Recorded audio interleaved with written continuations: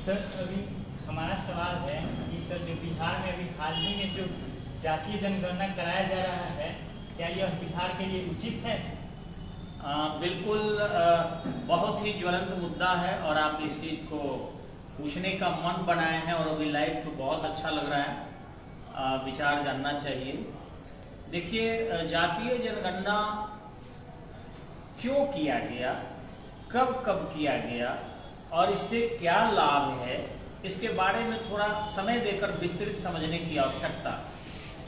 बहुत लोग इसमें खुश है कि हमारे जाति का ज्यादा जनसंख्या है। ध्यान रखेंगे, चंद्रगुप्त मौर्य के समय में जब मेगस्थनीज आया था तो अपनी पुस्तक इंडिका में वह लिखता है कि बिहार और बिहार के क्षेत्रों में, यानी वो लिखता है कि मगध के क्षेत्रों में अहीरों का बोलबाला इंडिका में लिखा गया। क्योंकि मूल कॉपी इंडिका नहीं मिली है तो जस्टिन ने, एस्ट्रेबो ने, प्लूटार्क ने इनको कोट करते हुए लिखा इंडिका के साक्षी मानकर।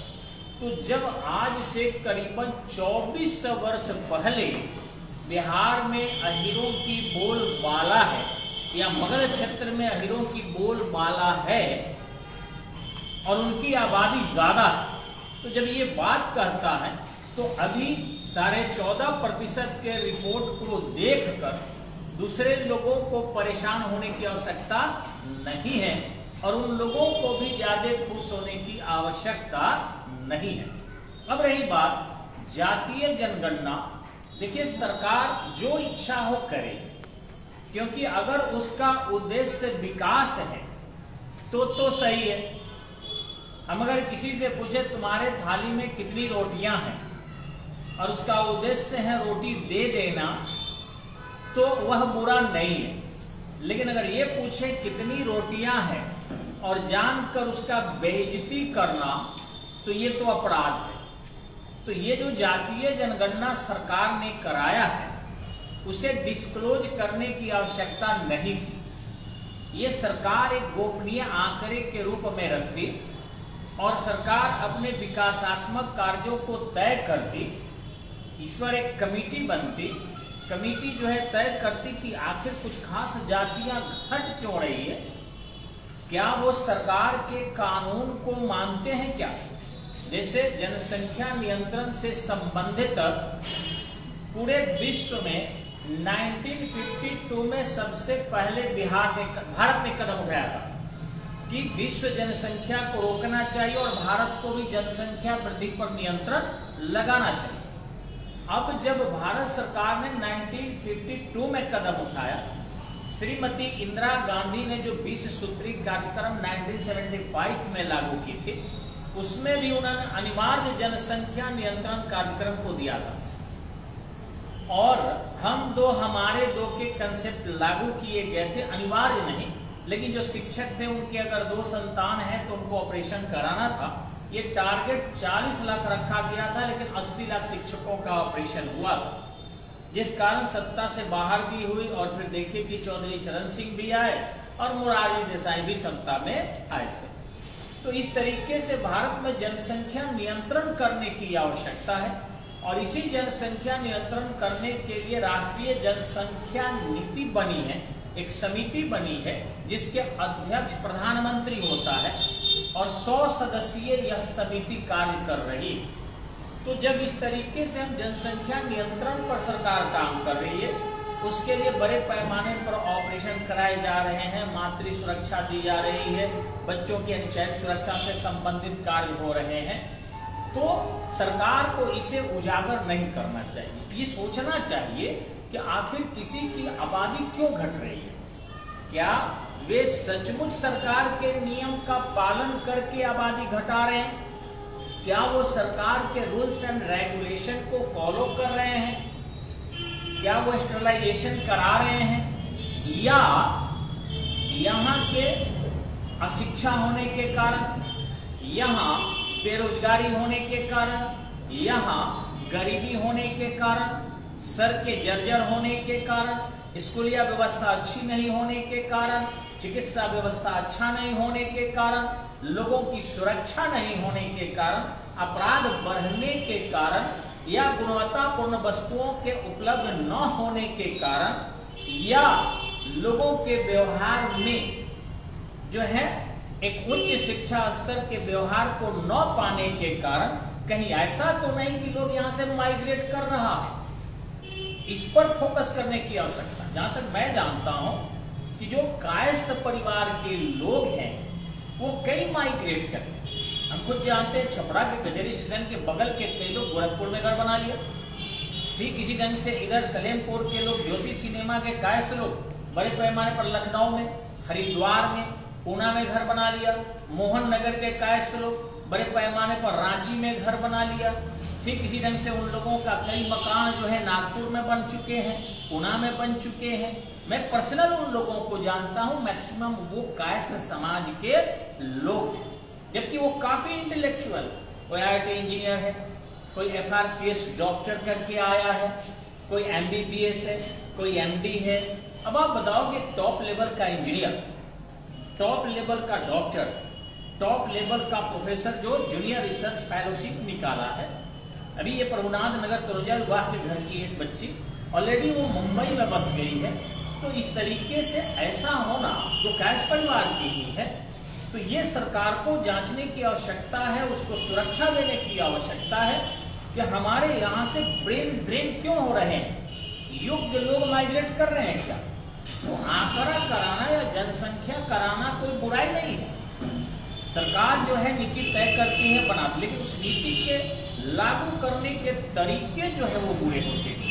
अभी जिस तरीके से उसे प्रेजेंट किया गया है, जिस तरीके से हमारे नेताओं ने बिल्कुल डिमांड किया है, लगता है कि बाबूजी की संपत्ति बिहार में और लोग दे देगा, वो ले लेंगे। कुछ जो है उनके प्रवक्ता आ रहे हैं कि हम मंदिरों में भी हमको हक चाहिए, जमीनों पर भी हक चाहिए। अरे मांगो ना, तुम्हें ही नेता का तुम्हारा बहुत सारा प्रॉपर्टी है, बहुत सारे उनके घर मकान दरवाजे हैं, उन्हीं से मांगो ना पहले कि भैया अपना में से ही कुछ हमें दे दीजिए। ये दूसरे से कैसे मांगना है, कोई देगा तुमको।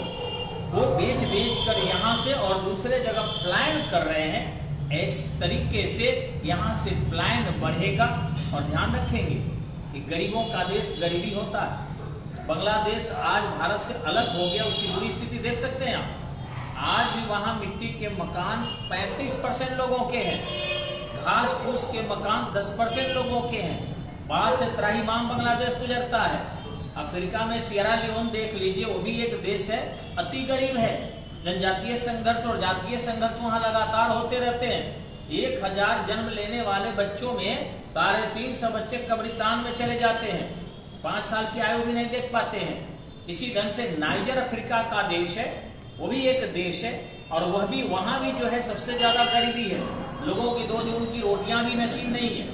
तो अगर हमारे माननीय मुख्यमंत्री, माननीय तो कहलाने लायक नहीं है वो नीतीश जी, अगर वो या फिर तेजस्वी तो बच्चे उनके बारे में कुछ नहीं कहेंगे हम, वे लोग अगर इस प्रकार से बिहार में कर रहे हैं तो यहाँ से प्लान बढ़ेगा, यहाँ से अच्छे लोग माइग्रेट कर जाएंगे और वहां वही भानुमती के पिटारा बचेंगे जो और बिहार को डैमेज करते रहेंगे और पिछड़ाते रहेंगे। तो मेरा ऐसा मानना है कि इसका उद्देश्य अच्छा नहीं था। और ऐसे भी मैं मानता हूं कि नीतीश जी जैसे जनपतिया नेता तो शायद धरती पर नहीं पैदा लिया। लालू जी जात पात करके जातीय उत्थान की बात करते हैं। हम लोग देखे हुए हैं कि अगर कहा जाए कि बाबा साहब अंबेडकर ने भारत में हिंदू को मजबूत किया और शेड्यूल ट्राइब जो इस्लाम की तरफ मुड़ सकते थे, संभावना थी, उन्होंने उनको आरक्षण देकर उनके प्रति हिंदुओं को सजेस्ट करके, सचेत करके उन्होंने सनातन को मजबूत किया, राष्ट्र को मजबूत किया, धर्मांतरण को रोका और समानता लाने का प्रयास किया। उसी ढंग से कुछ हद तक लालू प्रसाद यादव ने भी किया था।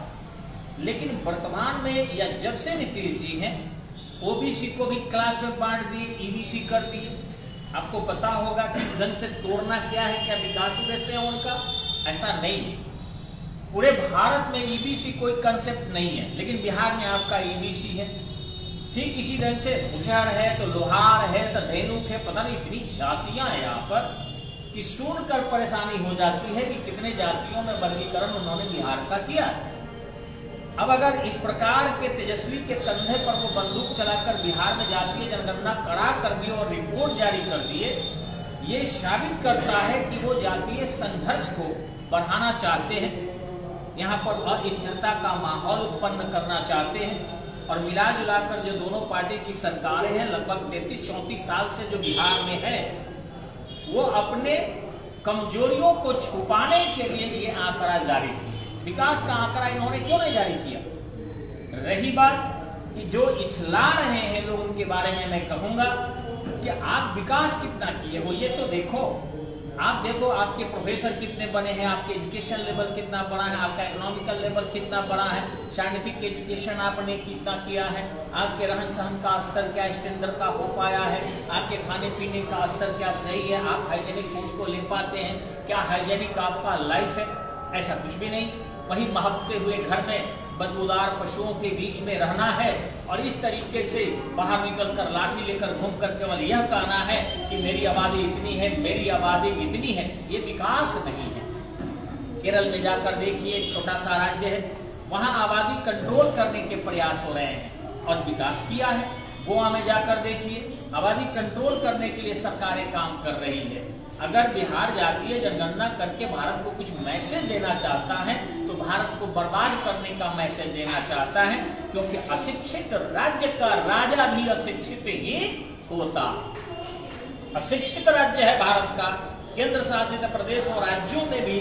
तो जब इतना अशिक्षित बिहार है तो इसका राजा भी सुनिश्चित ही अशिक्षित होगा और अशिक्षित व्यक्ति जो मैसेज देगा वो पूरे भारत को तार तार कर देगा, पूरे भारत को समाप्त करके रख देगा। अगर जातीय जनगणना कराने वाला कोई राज्य होना चाहिए तो केरल होना चाहिए, गोवा होना चाहिए, मणिपुर होना चाहिए, पंजाब होना चाहिए। अगर भारत का देखें तो जब जातीय जनगणना ब्रिटेन में नहीं होती है, जातीय जनगणना अमेरिका में नहीं होती है, जातीय जनगणना रूस में नहीं होती है, जात पात वहां समाप्त करने का प्रयास हो रहा है, लगभग समाप्त हो चुका है, तो फिर बिहार में क्यों? बहुत धन्यवाद सर। सर आपसे एक और क्वेश्चन पूछना चाहते हैं, क्या यह बिहार में जातीय जनगणना हो रहा है, इससे बिहार के लोगों को कुछ लाभ होगा? अगर लाभ देना उद्देश्य होता तो सरकार वर्ग संघर्ष को छेड़ती है। अभी हम जो देख रहे हैं फेसबुक पर, इंस्टाग्राम पर या आंदोलन करते हुए लोगों को समाज में माइक से अनाउंसमेंट कर रहे हैं। हमने सुना है कि कुछ लोग ये भी कह रहा है कि नोनिया समुदाय की सही गणना नहीं की गई है और सही गणना करना चाहिए, हम नोनिया लोगों को मजबूत रहना चाहिए। राजपूत लोग यही कह रहा है हम लोगों की जनगणना ठीक नहीं की गई है, हमें एकताबद्ध होना चाहिए, मजबूत करना चाहिए। अरे क्यों पूरा बिहारी एक नहीं रह सकते हैं? आज 21वीं शताब्दी के तीसरे दशक में हम प्रवेश कर चुके हैं और 21वीं शताब्दी के तीसरे दशक में अगर वर्ग संघर्ष को जन्म दिया जाए, जातीय संघर्ष को जन्म दिया जाए तो विकास कहाँ संभव है? सर आप कह रहे हैं कि क्या इससे विकास संभव है? विनाश संभव है, विकास संभव नहीं है। विकास तो सड़कें बनाकर की जाती है, विकास तो बिजली के बिल कम करके किया जाता है, विकास तो बच्चों के, विकास तो पुलिस व्यवस्था को सुदृढ़ करके किया जाता है, विकास तो लोगों में समरसता स्थापित करके किया जाता है, विकास तो संस्कार और संस्कृति को मजबूत करके किया जाता है, न कि जातीय उन्माद को बढ़ाकर किया जाता है।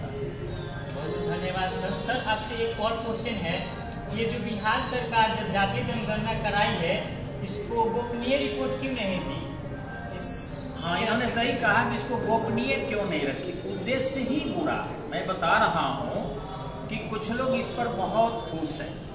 एक ध्यान रखना कि बंदर के हाथ में नारियल चीलम नहीं फायदे में रहता है। यह हम मुहावरा पढ़े हैं कि बानर के हाथ में नारियल चीलम। यहाँ जात पात के आधार पर बिहार के लोगों ने सत्ता ऐसे हाथों में सौंप दिया है जो इसे बड़ी लंबे अवधि से समाप्त कर रहे हैं। यह अशोक की भूमि है, चंद्रगुप्त मौर्य की भूमि है। यहाँ पर गुप्त लोगों की सत्ता लंबे समय तक रही है और गुप्तों के सत्ता के दौरान भारत सोने की चिड़िया कहलाया। लेकिन आज वही बिहार जो शुद्ध नाम बिहारी का होता है, बौद्ध बिहार, लेकिन आज बाहर में चले जाइए, दिल्ली में चले जाइए, हरियाणा में चले जाइए और किसी को गंदी गाली दे दीजिए, वो आपके खिलाफ नहीं होगा। लेकिन उसको अगर कह दीजिए बिहारी कहीं का, तो वो मार कर देगा।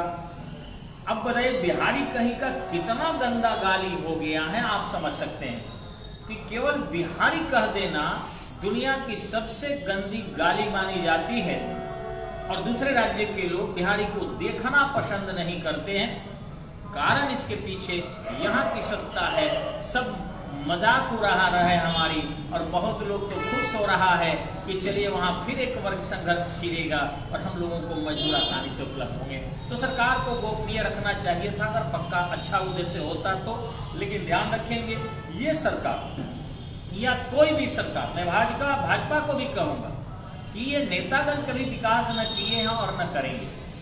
इलिटरेट लोग या राजनीतिक लोग अगर विकास किए रहता सर, तो एक बात बताइए आपकी, जो पुराने राज परिवार के लोग थे, क्या उनके समय में गरीबों का नाम सुने हैं आपने कभी?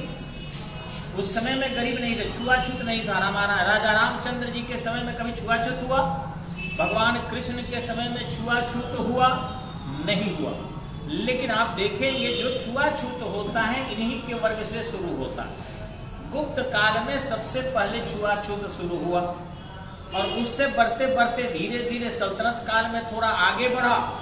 मनु जो था वो व्यवस्था में थोड़ी सी कमी लाई थी, दिखाया था, लेकिन नारद स्मृति, बृहस्पति स्मृति में छुआछूत को समाप्त किया गया है और वहां जो पिछड़े हुए लोगों हैं उनको अधिक सम्मानित करने की बात कही गई है।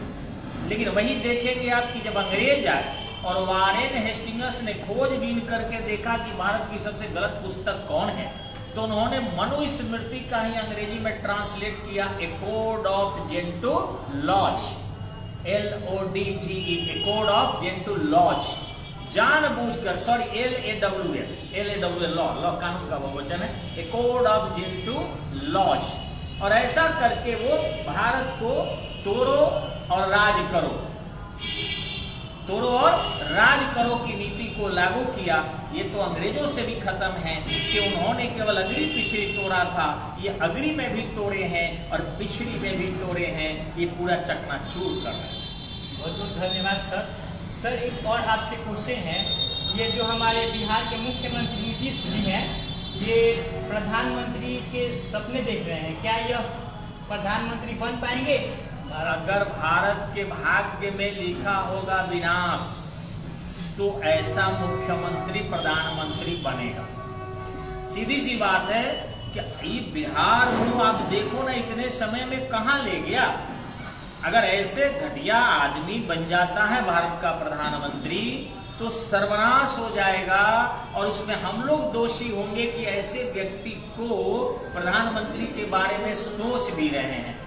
ये तो मुख्यमंत्री लायक भी नहीं है, ये तो केवल गृह मंत्रालय अपने पास रख के तोड़ो जोड़ो, डरवाओ, धरो, पकड़ो, अरेस्ट करो, छापा डलवाओ के नीति अपनाकर यहाँ सत्ता में, सत्ता से हटने दीजिए, या तो बिहार छोड़ के भागना पड़ेगा या जेल में इनको भी चक्की पीसना पड़ेगा।